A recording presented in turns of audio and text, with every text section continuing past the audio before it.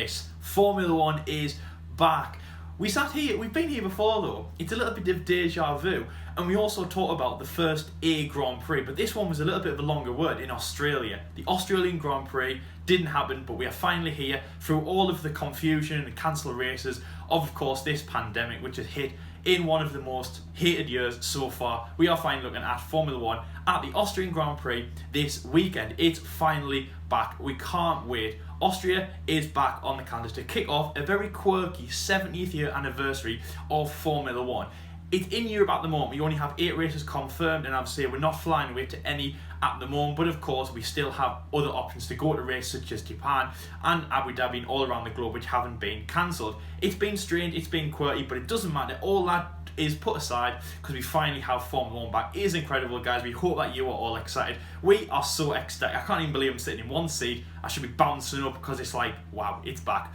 So I'll contain the excitement and let's get into the preview. But first we're going to start with a brand new segment we have here. We're going to be showing you an onboard lap of through the 2019 Formula One game of the Austrian Grand Prix circuit in Spielberg, the Red Bull Ring, done by a very good friend of ours, Dan from F1 Reviews. So let's go on board with with Max Verstappen out of Red Bull Racing for a lap around the Red Bull Ring in Spielberg.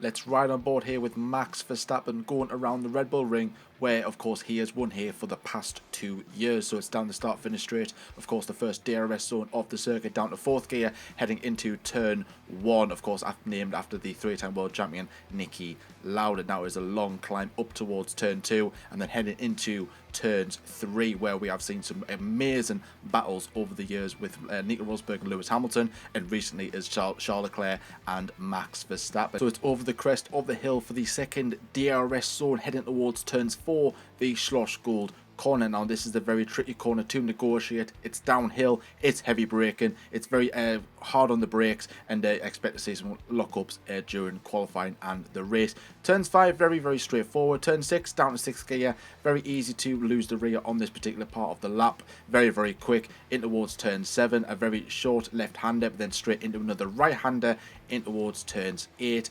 Now then, here we go then for the final part of the lap, the Jochen corner, a very tricky corner. It's fast, it's downhill, and again, cars can easily go wide here, and the same here towards turns 10, the Red Bull Mobile corner. Hitting the apex very early on, and across the line, and that is a lap of the Red Bull Ring. And there we go again. Thank you very much to Dan for that. It's incredible to be back. So the Austrian Grand Prix will be starting round 1 and, strangely enough, round 2, as it is a round 1 and round 2 circuit, because again, very quirky circuit. But obviously next week will be called the Styrian Grand Prix, and you'll have to stay tuned for the preview of course that race for that. But this one is the first Austrian Grand Prix, a great track which is 4.318 miles long in one lap, 71 laps which cover a race distance of over 305.5 kilometers. We have 10 corners, which is one of the fastest tracks on the Formula One calendar. It is really great to see, starting off with the Lauda curve and finishing coming downhill, where it almost sounds like an aeroplane taking off if a driver gets onto the curbs. It is the 33rd Grand Prix around the Red Bull Ring. The first one was held at the Zeltwerk airfield, hope I pronounced that right. There have been 9 wins from pole position, which is one of actually the lowest in Formula One. Now we've had 6 Grand Prix since the Red Bull Ring, or the Spielberg Ring, has come back onto the calendar after 2014, and only 2 of them have actually won from pole position, which again is quite low from that. Of course, last year Charles Leclerc started on pole position and didn't win the race, so again obviously he's not one that won the race out of that. Most winners of McLaren that have won 6 times around this circuit, so again a good stat for them. And it has been a very long wait between the Abu Dhabi Grand Prix and this one, over 200 days long, one of the longest consecutive waits, almost 2 winter breaks, and I'll say over 200 days, around 217 days since the curtain fell in Abu Dhabi, and we've had no Formula One action. Of course, we had 8 days back in Catalonia, but they don't count. We want to see the drivers go from lap 1 to the checkered flag, of course, wheel-to-wheel action, and see some on-track racing. We are starting the 2020 season right here. It is absolutely incredible, and there's been a lot, and I mean a lot of news over this year, starting with winter testing and the first livery launches of the cars I say first because some of them have been scrapped, some of them have been changed, some of them have been kept the same, but it's been such a long time since we've seen that. There have been different livery changes, different drivers moving there, different teams, maybe one driver retiring, a lot of news, which of course we have covered in videos. But we're just going to give you a brief, we're going to be talking about that just a little bit about what actually happened. So, the latest headlines from the Paddock. Jordan, fill everyone in on what's happened in the Paddock heading into the Austrian Grand Prix this weekend. As I said there, what a hectic year, one of the quirkiest years we've ever had in Formula 1, and of course the 70th anniversary year of F1. So this part is like a brand new part for the previews. Now, we would normally recap of testing, but a lot of people have already done that and kind of spoken about testing already, so we thought we would just avoid it and talk about something else. Now, this is what's being said, or the run-up, or what's making the headlines, heading towards the Austrian Grand Prix. Now, we already do F1 24/7, so this isn't really like a news update or anything like that. It's just in relation to the Austrian Grand Prix. Now, something rather interesting kind of picked me up anyway, when I seen the email from Racing Point.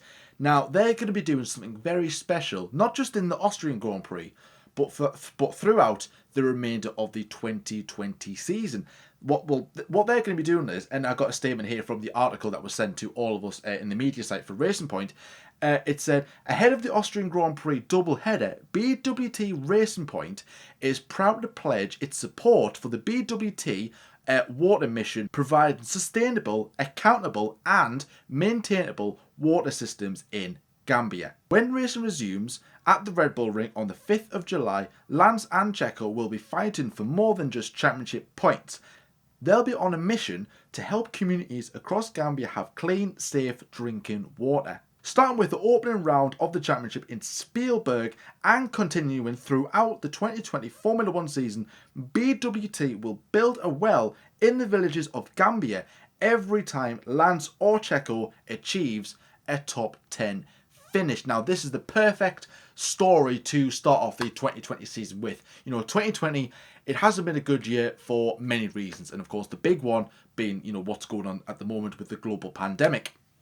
So this is a very nice, heartwarming story, and a kind of a nice charitable thing to do for BWT and of course Racing Point. So every single time that they'll be doing or finishing in the top 10, they'll be building wells in Gambia, providing them with, like I said, clean, healthy water. So ahead of the new season, it's almost been like an actual proper season, because we've seen some not so much car launches, but kind of redesigned liveries. Now, the first one to do that was Williams. Now, Williams, of course, launched their livery. I think they were one of the last to launch theirs. It was a bit of a divided F1 Twitter and F1 and the F1 community. Of course, they had a title sponsorship with Rocket. They had front of the car was more or less blue, and the rear of it was red because of the Rocket, the sponsorship with the colour. And everyone was calling it, the toothpaste car, the Colgate car, or whatever you wanted to call it. And it basically became a meme for about for as long as it was around. It ran in testing. And then about a few weeks ago, Rocket announced that they were going to be pulling out of a deal as a title sponsor for Williams, meaning that the livery had to change. They launched it, and I'm pretty impressed with it. I'm very happy with it. It's more white, it's more blue, dark blue, light blue. It's very Williams traditional. And yeah, I'm a big fan of it. I wasn't too keen on the 2020 livery. It's better than the 2019 one. I know that, which is brilliant. But 2020, I was like, yeah, it's all right. I don't get the hype. But this one, very, very smart, very, very nice. So that was the first one.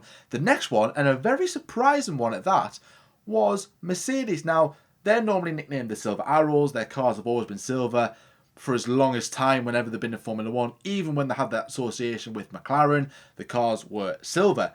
But for this season, they'll be turning the car to black. Now, this is kind of promote what's been going on in the world in terms of racism and discrimination. The Black Lives Matter movement. Mercedes have done that to show their support and to show that we don't agree with this. We want to stay well away from it, and we just kind of want to show everybody that we know that we are accepting all walks of life. Lewis Hamilton is a big, he's been very, very vocal of this throughout the course of what's been going on in America and all across the world. He's been taking part in protests. He's been having his say on Instagram. Total Wolff, he's also come forward in support of this, as well as Valtteri Bottas. Now, I think this is a very, very nice touch for the Mercedes team going forward. It looks very, very sick. I do actually prefer it to the silver. I'm not gonna lie. It looks absolutely amazing. I mean, hats off. I'm applauding. Big round of applause to Mercedes for doing this as well. And of course, they'll have the Black Lives Matter on the car, as well as the We Racers one. That is the Formula One movement as well, which all cars will be demonstrating on their cars throughout the course of the 2020 season. So yeah, very, very nice from Mercedes indeed. So of course, with this being the first race of the season, kind of, a few months from when the season was originally supposed to be taking place, normally by now you would see a lot of upgrades on the cars. Now, when the cars rolled out in testing, they were just the bog standard cars. Even some of them weren't even the actual proper cars that they'll be racing in Australia, because they do like to test things. They don't want to give away too much of their update or their aero advantages or whatever, because other teams can copy them throughout the course from testing up until Australia. So, teams play their cards close to their chest and don't say much and don't do much until the cars roll out for FP1 in Australia, giving the cars or the other teams a good few weeks to kind of understand what their rival car has that's doing a lot of things better than what their car is. Tyre wear, speed, all that stuff, cornering speed as well. Red Bull are one of those teams who are bringing upgrades. In fact, all of the teams are bringing at least one upgrade, apart from one, which I'll get onto in a little bit. But what I do know from Red Bull, of course, with there being their home Grand Prix, they are bringing some more aero upgrades to the car. Upgrades that was supposed to be in place, I think it was in Bahrain and in Spain. Spain is like normally a brilliant kind of place to bring in brand new upgrades, almost a B-spec car in a way, have like a bit of a bog standard car at the start, bringing the upgrades in Spain, and go from there. Honda actually bringing a power unit upgrade to Austria for both their cars with AlphaTauri and Red Bull Racing. So expect some better things from Red Bull in that sense. So like I said, one to watch for sure in that sense. And of course, might push people to predict Red Bull for maybe doing a bit better in this Grand Prix. But I believe that other teams or other engine manufacturers are bringing upgrades as well. Now, McLaren as well. McLaren have said that they're kind of balancing building new parts, building new parts and building upgraded parts for the 2020 car. Now, McLaren have been basically vocal in saying that the big problem with racing back to back, almost three, so quickly, 3 races in, have a week off, then I think it's another 2 races after that, or it could be 3 races again. I'm not too sure, but it's replacement for the parts if you have a crash. Cars, you will see a lot of crashes, probably maybe in Austria and possibly in Hungary as well when we get to there, because it's drivers haven't been racing for 6-7 months. They've done simulator work and all that, but they haven't been at race spec pace for a very long time, since Abu Dhabi actually back in December. So expect a lot of teething problems from the drivers, and yeah, so I think a lot of teams will be building extra parts because they haven't got much time to take it back to the factory, fix it up, and send it back off to the next race. But even though they are remaining at the same location for the Austrian Grand Prix, well, for the next Grand Prix, the Styrian Grand Prix, for the next time up the week after the Austrian Grand Prix, and then of course moving on to Hungary. So they haven't got enough time to go back, make parts, and and deliver them back. So bringing extra parts in for McLaren, as well as of course upgrading their car throughout the course of 2020. Now, one of these teams that isn't bringing upgrades, which isn't much of a surprise, kind of, is Ferrari. Now, Ferrari have said that they are not bringing any upgrades at all to their 2020 car from what was being showed at testing back in February. Now, it's a big old question at the moment, isn't it? Throughout the course of the F1 community, are Ferrari sandbagging? Ours more, yes, they are. But the more I'm reading articles, the more I'm hearing stuff like this, that Charles Leclerc has said that in an interview, I think it was with Italian press, that the car will be more or less the same what ran in testing in Barcelona. And that car didn't look good then. So what hope has it got for this one?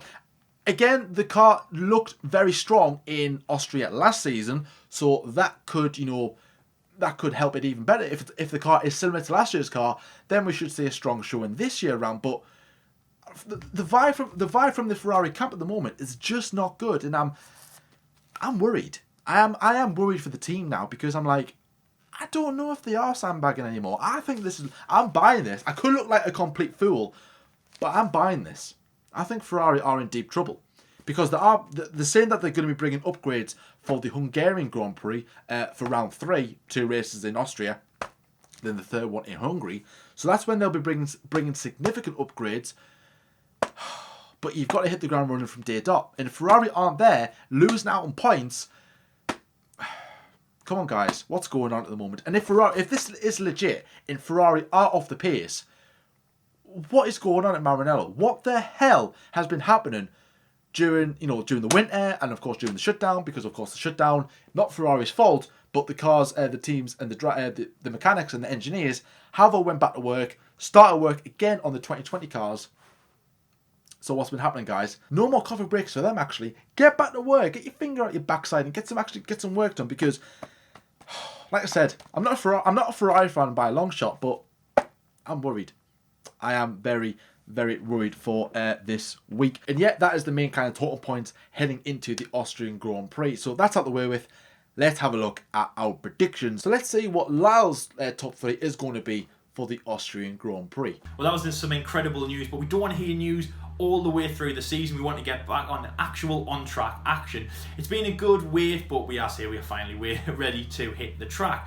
Last year was a great race, being won by Max Verstappen in front of the home fans of Red Bull Racing. The Dutch fans in their masses, who of course come down to support Max Verstappen. Of course, you got that orange stand just in front of the Brazen Bull on the track. And of course, the first win for Honda, it was absolutely incredible to see, battling Charles Leclerc, who of course was on pole position and lost the race win to the young Dutchman at the end. An incredible race, one of the best of last year. And of course, I say the first win for Honda, which was incredible.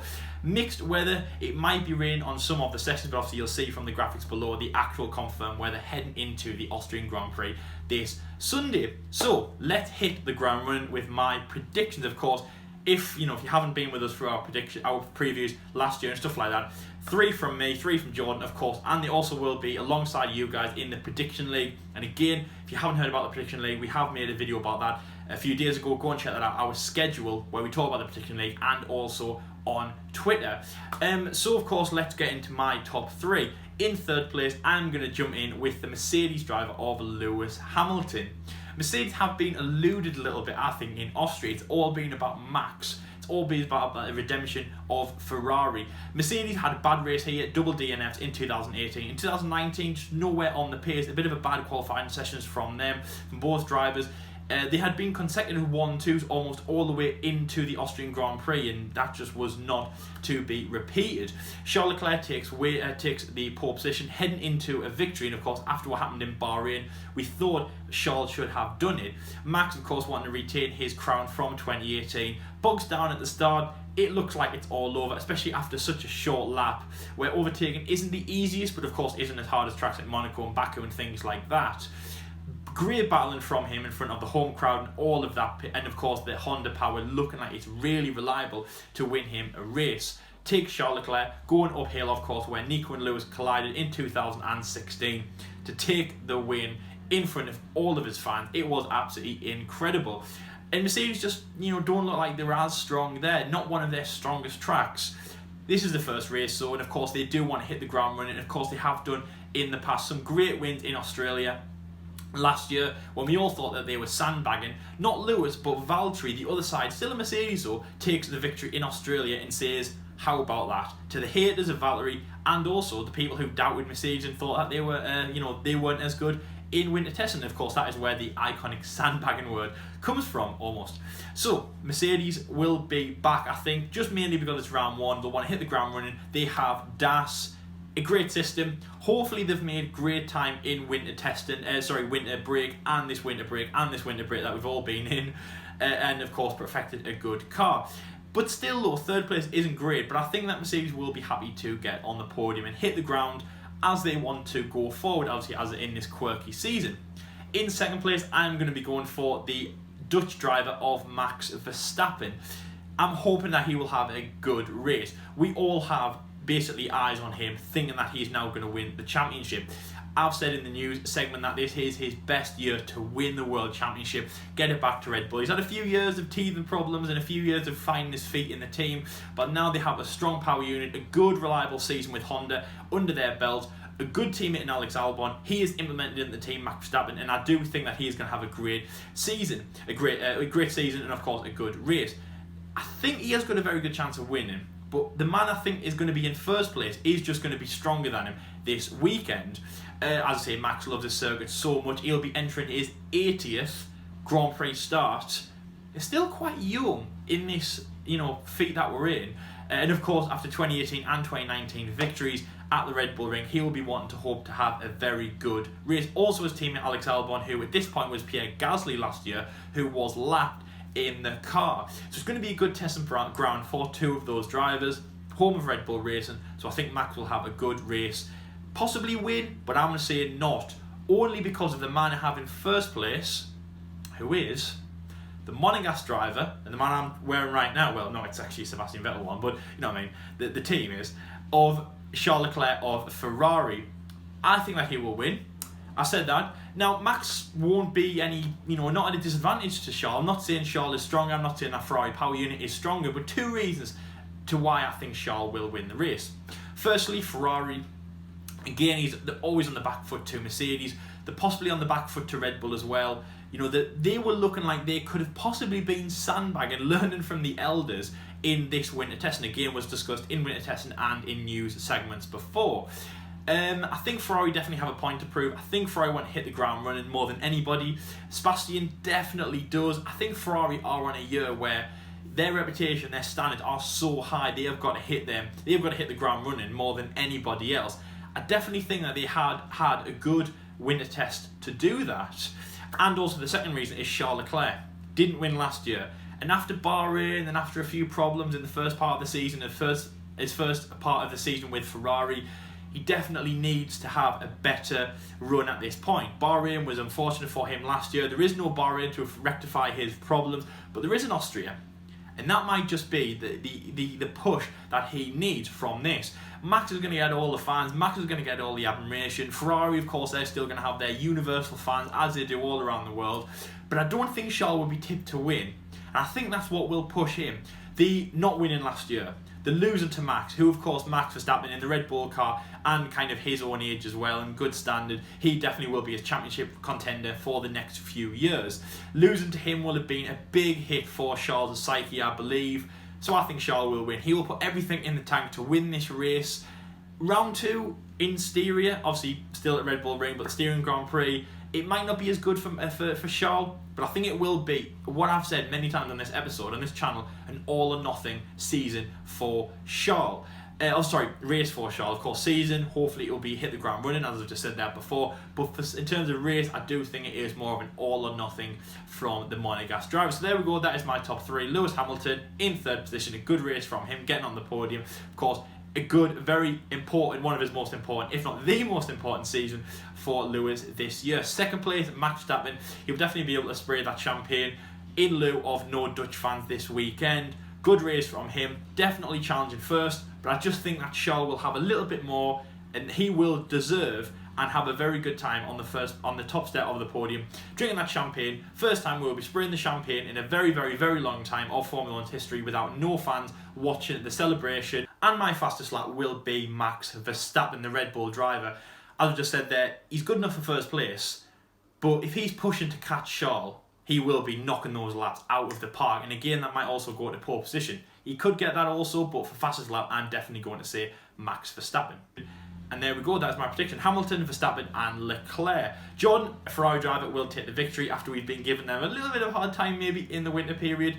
But there we go, that is my predictions. So, what is your top 3 for the 2020 Austrian Grand Prix, the first round of the 70th year anniversary year of Formula 1? There, so I was going bold. Very, very unexpected, I must admit. I thought you might have went for the Max Verstappen win there, but 3 different drivers from 3 different teams to get off the 2020 season up and running. I mean, that would be a very, very good Podium, but I might go on a slightly different tangent to what Lyle is going what Lyle is going in at the moment. So, my predictions for the Austrian Grand Prix. Now, it's always probably the hardest predictions to make is the first race of the season, because you've got nothing to go off apart from testing, which you shouldn't really go off, which that doesn't make any sense. So it's so difficult to kind of, you don't know who's going to be where until the cars hit out on the track on Friday, and then you kind of get a bit of a like, you know, a stance as to where people are on the 2020 grid. So my third place is going to be, I'm going to say, I'm changing my mind constantly, but I'm going to go at a punch and say Alexander Albon. Now, I mean, Red Bull, of course, they are good at this track. They have proven that over the years. Last year, Verstappen did very, very well. Got front row of the grid, had a dodgy start, and then of course he hit back and did really, really well. And of course, the other car, Pierre Gasly, didn't do very well. He did finish in P7, but he got lapped by his teammate, which should not be happening, especially at a team like Red Bull. It's just not be happening whatsoever. And Albon's come in, replacing Gasly last season, and he's done pretty well. He's a likable character. People are just grown onto him, and he's shown that when everyone was doing the virtual Grand Prix over the kind of break period between what should have been Australia and of course today. So and Albon, I've got every belief in him that he can go off with Red Bull and have a really, really good 2020 season. He's also got a point to prove, which is what we spoke about in our 2020 preview last one or two debate shows ago. And I said Ocon mainly, but Albon is also a good one to watch. He's got to prove to Red Bull that he is worthy of that seat, because you know how bad Red Bull can be with their drivers. So Albon needs to kind of prove from essentially day one, race one, that he is worthy to be there. Not necessarily to match Max Verstappen, but to prove that he can get the points when needed. So yeah, I'm quite optimistic. I think Albon can do a pretty good job, better job than Gasly at least. And yeah, I think he can get his first F1 podium. He nearly got it in Brazil. I do hope that he can get it in Austria, and I would love it if he actually did that. So that's my P3, Alexander Albon. In P2. Let's go for Lewis Hamilton. Now, Lewis Hamilton is of course going for that 7th world title. He wants to hit the ground running from day dot, like everyone really wants to at the top teams. Mercedes have struggled at this track in recent memory. That they have had a good run between 14 and 17. Bottas, brilliant start by the way, and of course from start to finish won the race. Brilliant drive from Bottas. 2018 reliability problems. I think that was like Lewis Hamilton's end of his 38 race point scoring streak or whatever. It was some sort of brilliant record that he had, which was broken in the 2018 Grand Prix. 2019 rolls around. The Mercedes car is on a brilliant run at the moment. It's won every single Grand Prix. It's taken 1-2 at the first 5 races. The only team to ever do that.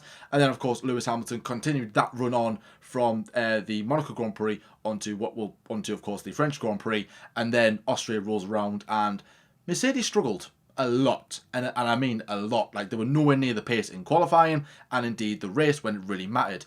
Mercedes have said that they have sorted the cooling issues out, which is what hindered them in last year's Grand Prix and at various other Grand Prix where heat was was critical in the air and track and stuff like that. So Mercedes have said that they have sorted them out. If it is due to be a hot race, which I'm not too sure in the forecast, I think it is supposed to be rain, but things can change quite quickly. So if it is a hot race or even hot qualifying, then I'm pretty sure that Mercedes can sort out their teething problems with the heat and be at least a bit more competitive than what they have been in recent memory, only last year. So I'm going to go with P2 with Lewis Hamilton because, shock alert, I'm going with Max Verstappen as a race winner for the 3rd time.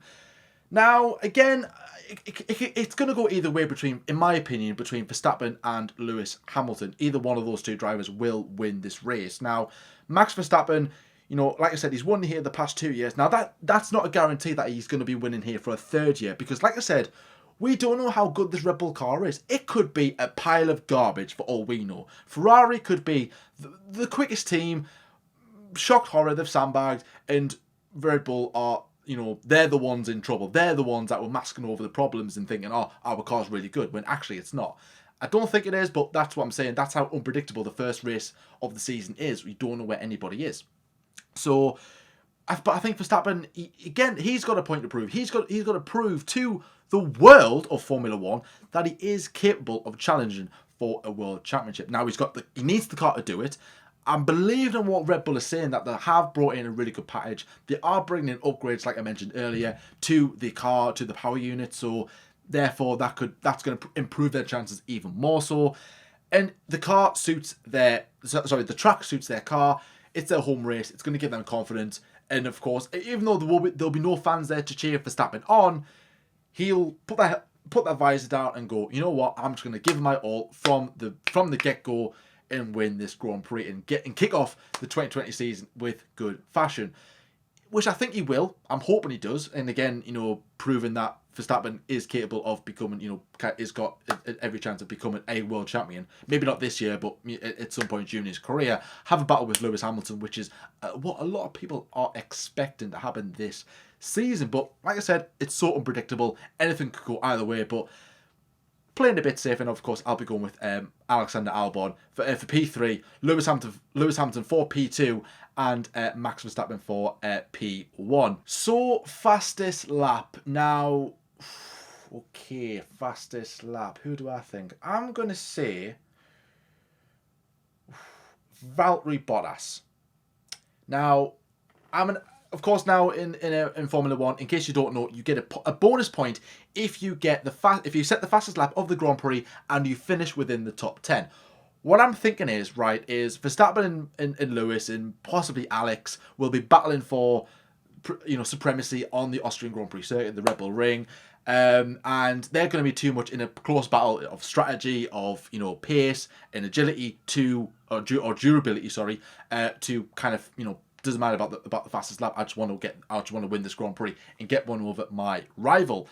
So, and I think Mercedes will go, you know what, Red Bull are looking strong, but let's try and get this fastest lap. Bottas, get in the pit, put on a new set of softs, and off you go and set the fastest lap, which I think the Mercedes car is more than capable of doing. But even so, I think if my prediction doesn't come as planned and Albon isn't really near the top 3 or even the top 5, then possibly Red Bull could do that to him and then go off and set a fastest lap. Or even Ferrari could do that if the Ferrari car is looking a bit better than what we are all thinking, and of course what they're saying. Ferrari could easily do that with Seb or even Charles for that matter. But no, I think I'm going to go with Valtteri Bottas for my fastest lap. Now, of course, leave your predictions in the comment section below. Now, let's move on to the final part of the preview. Now, this is basically our drivers or teams that we think are a one to watch for this particular weekend. Now, last year we did do a driver and a team, or we did do 2 drivers. This year we're just going to compress it down and just do 1 driver each, or 1 team each, or 1 animal each, whatever you want really. It's a one to watch at the end of the day, you know what I mean? So you can be anything you want. So I'm going to kick things off with the one to watch, and there's a lot of drivers and teams. There's definitely ones to watch. Of course, Ferrari. What are they going to be doing? Of course, McLaren. They've hit a bit of a stumbling block over the break. Are they going to go back to finishing P4? Haas, they had a troublesome last season. Are they going to be back to what they once were back in 2018? And of course, testing didn't go too well for them. But my ones to watch is going to be a team, and I'm going to say Williams. Now, Williams have had a shocking 2019 season. Of course they did. They were terrible, absolutely terrible. Pre-season testing, they looked much better. More reliable, more consistent, and of course, more importantly, a lot quicker. Now, of course, lap times, are irrelevant in my opinion, but however, lap counter is not. How many laps you do determines how much data you can extract from the car for the foreseeable season, which of course allows you to, make the car better and better upgrades, understand the car much better. Williams missed 2.5 days of testing last year, which is a lot because you don't get many opportunities to test other than in the FP practice sessions. So, they missed out on a lot of data, couldn't really improve the car. They did improve it, just it was way too late to even do so. So by the time they upgraded their car, the cars were like 5-6 upgrades ahead of them. So, you know, they were just basically chasing their tails from the word go. But Williams, you know, they want to bounce back in 2020. Absolutely, they do. You know, they've lost Rocket as a sponsor, and of course, they're losing money in sales. Good news though, like I said before, they have got funds to at least race in 2021. So that's good that we're not going to be seeing the last of Williams this season. But they do want to kind of prove a point to future investors to push the team forward. Look at this is what we've done. This is how much progress and how much much further we've came in a year. And with your help, essentially, you know, we can go even further than where we are at the moment. And yeah, I think Williams have a really big point to prove. You know, just prove everybody wrong and go, you know what, we did have a bad year. That was a hiccup, sort of. We are now on the way forward. And even Claire Williams, you know, people are questioning her, role as team principal. Is it good enough? Is she the one for Williams? You know, then, you know, come on, Claire. Let's prove yourself in this year and show that you are the person to take Williams forward. They're going down at the moment, but surely, you know, you want to prove to the world that you are the person to take Williams forward. And of course, the two drivers, Russell and Nicholas Latifi. Russell, want to watch, absolutely. You know, he's got potential world champion.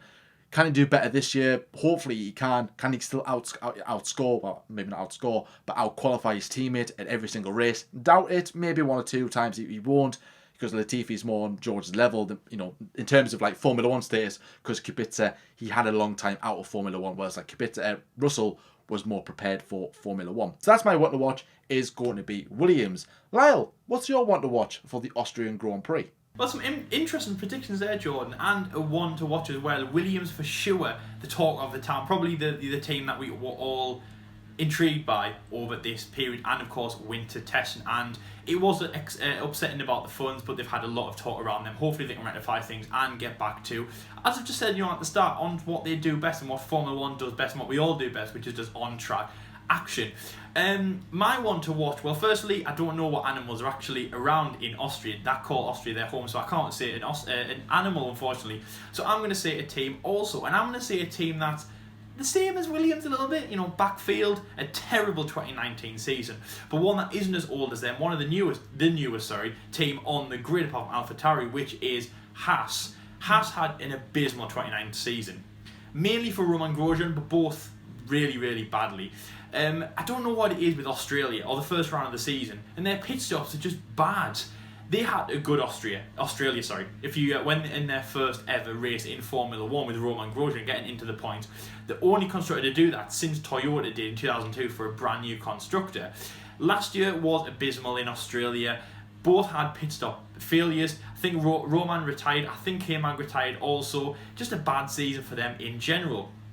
Roman really, really struggling in Abu Dhabi to Natalie Pinkham, who was on the truck for the parade lap, something that I don't know if that's going to go ahead this weekend, but I mean, that's going to be hilarious if it does, mind. Waving to the fans, oh, we have the best, oh no, wait, we don't.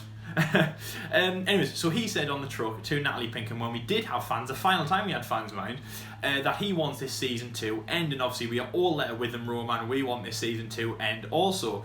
Two drivers also in K-Mag and Roman who have been in Formula 1 for a very long time now, and their seasons have just been kind of stagnant at Haas. You know, you can't say who's better than the other, and really nobody's, you know, it's almost like they're both in the comfort zone, and when they try and get out, the car, the reliability, or even themselves, or the battle with the teammate pushes them back.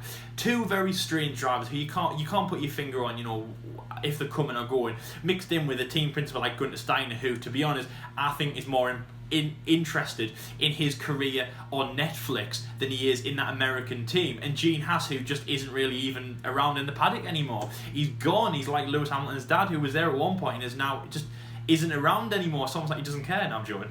Lewis Hamilton's dad does care. Gene Haas, on the other hand, I can't say it. So Haas definitely might want to watch the first race of the season. It's mainly the first race of the season. I mean, Austria, it can be alright for them. They've had okay finishes, you know, here and there in the last few years, of course, since they came into Formula 1 in 2016. It's mainly the first race of the season always gets them. And I don't know if that's reliability. I don't know if that's because they have taken the finger off the pulse when it comes into the first race. They're not sharp as they were before, including the pit stop guys. You know, sometimes, well, mainly their problems have been caused in that. You know, sometimes they might just not be ready. You know, 8 days might not be enough for them. They had okay progress in the winter, as I said, 2020, in the winter testing. So it should look like they should have a good race this weekend. Hopefully good pit stops, hopefully good racing. It's mainly down to the two drivers in K-Mag and Roman. As I've just said there, nobody knows their situations in Formula 1 anymore. Good drivers,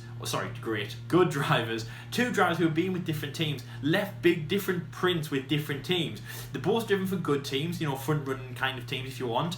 Both driven for back market teams, both with good ties in the Haas, good relationships with Gunter, bad relationships with Gunter, with themselves, with other drivers, hit and miss. That's what you can say about K-Mag and Grosjean, hit and miss.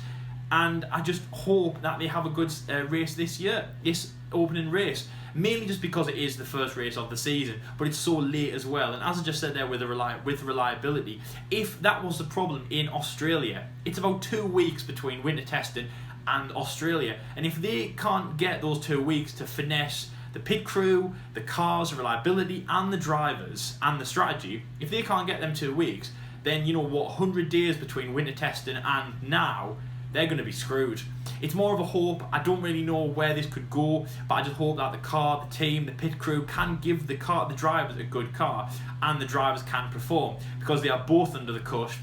They were both signed for 1 year deals from last year, and again, this time last year you could even say, even when we were almost in the middle of the season, they were both looking like they weren't going to be signed. We were talking about Esteban Ocon, possibly Valtteri Bottas going to Haas. We were looking at other drivers, the American drivers in Formula 2 and the low formulas, maybe drivers like Robert Schwartzman and Lundgaard getting signed for the American team this year. We thought they didn't have a hope in hell's chance, and I did the reaction video to when they did. Now even I'm still puzzled.